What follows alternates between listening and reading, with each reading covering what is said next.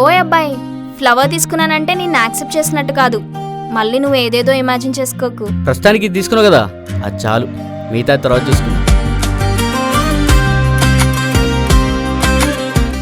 నిజంగా నువ్వు అంటే నాకు చాలా ఇష్టం కీర్తి. నీ గురించి మా అమ్మకు కూడా చెప్పేశాను. తను చాలా ఎక్సైటింగ్గా ఫీల్ అయింది.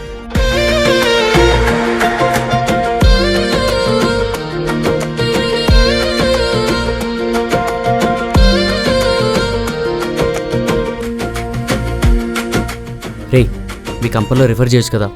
ఎన్ని రోజులను కీర్తి ఒక్కతే జాబ్ చేస్తుంది.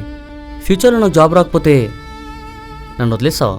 నీకు జాబ్ రాకపోతే ఏంటి రాహుల్, నేను చూసుకుంటానుగా. ఇంకెంతకాలం జాబ్ చేయకుండా నీ మీద బతుకుతాడు? నువ్వు ఇలా చేతకాని వాళ్ళగా ఎక్కడ మిగిలిపోతావని భయం వేస్తుంది రాహుల్. అవునే, నేను చేతగాని వాడినే. నాకే పని చేయడం చేత కాదు. నేను ఇలానే లూజర్లానే ఉంటా. ఈ లూజర్తో ఉండడం ఇష్టం లేకపోతే వెళ్ళిపో.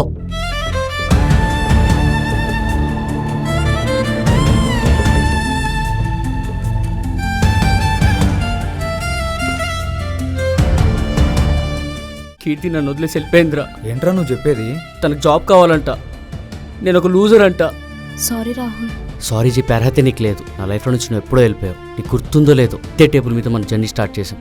ఇప్పుడు ఇదే టేబుల్ మీద ఎండ్ చేస్తున్నాం.